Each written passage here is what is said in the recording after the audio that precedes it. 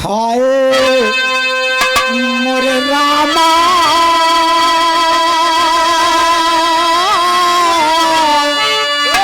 संवरिया हो ए भोले बाबा जोगिया हो राम।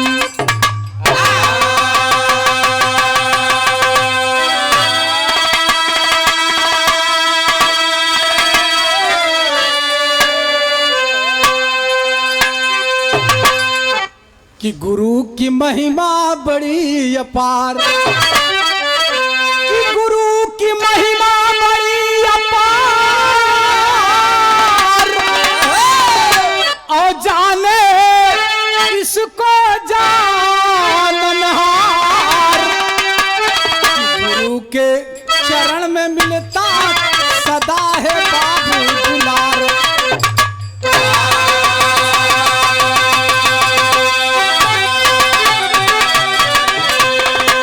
बाबू माता पिता तो जन्म देने वाले होते हैं, लेकिन इस जीवन की राह में रास्ता दिखाने वाले गुरु ही होते हैं। इसलिए माता पिता गुरु तीनों का आधार एक ही मिलता है। कहना पड़ा मास्टर कि गुरु ज्ञान गंगा, गुरु ज्ञान गीता, अब गुरु ज्ञान शासक की भाषा सिखाता। अरे गुरु ज्ञान भक्ति, गुरु ज्ञान शक्ति, गुरु ज्ञान मुक्ति के मार्ग बताता।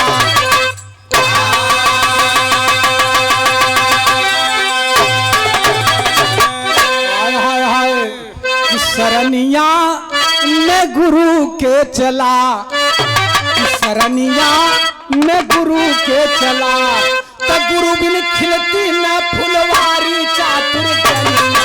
शरणिया में गुरु के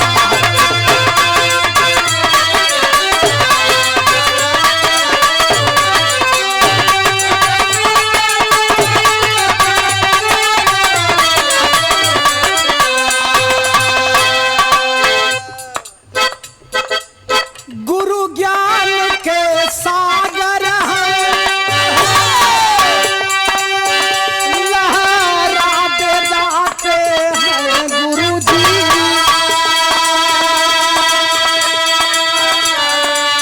गुरु ज्ञान के दीपक है, रोशनी जलाते हैं गुरु जी।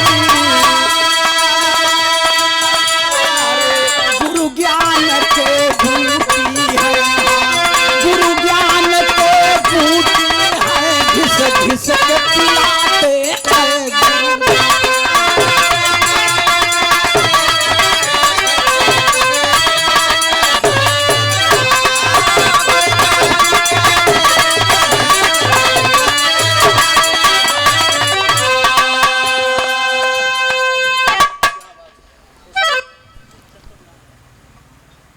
हमारे अखाड़े से हमारे गुरु तुल्य आप परम आदरणीय कमल चंद यादव गुरु जी के कर कमलों द्वारा 51 रुपया पाँव लागे आशीर्वाद दें कि हम बच्चे हमेशा अपने पन में कामयाब रहें। आप बड़ों की महान कृपा बनी रहे। एक भाव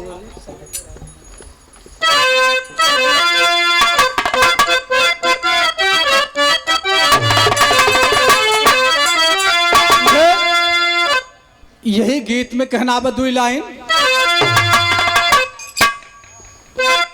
कि अरे सैया मोर आवत होवे घरवा, आज टेलीफोन आइल बा।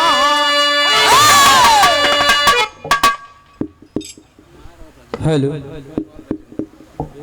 ये भैया अनुपम पाल और राजेंद्र पाल जसरा के धरती से 51 रुपये नमस्ते भैया के साथ साथ सब भाई से नमन बा।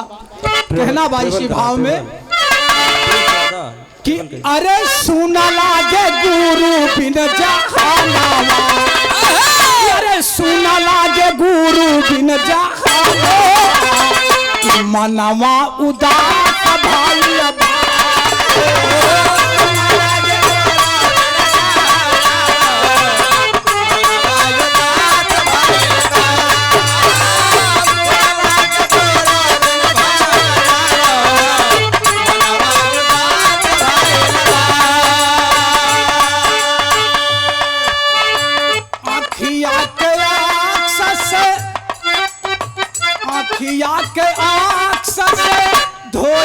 चराया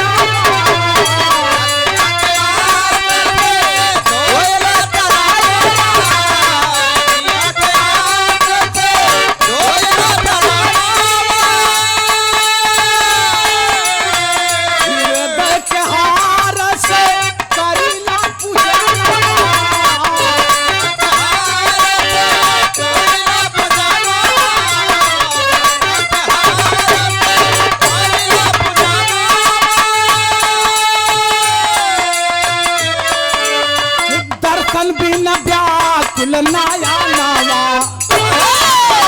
दर्शन बिना व्याकुल नाया नावा मनवा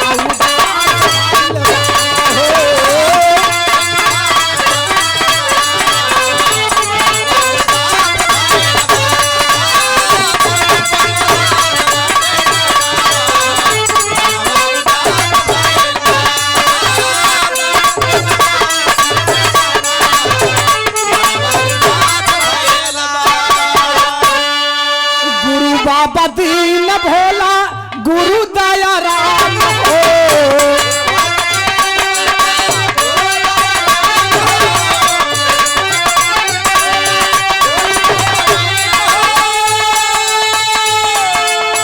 छोड़ी के नगरिया गईलन दुखी नन कुदार हो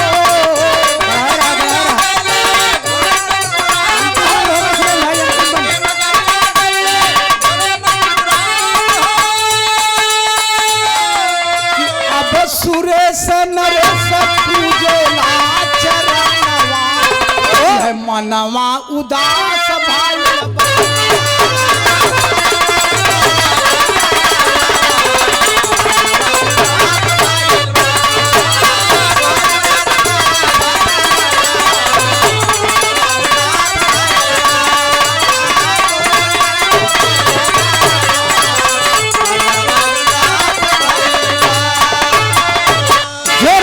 भाई सुरेश पाल जी के लिए बड़ी अच्छी बात गुरु के प्रति आपने प्रकट किया।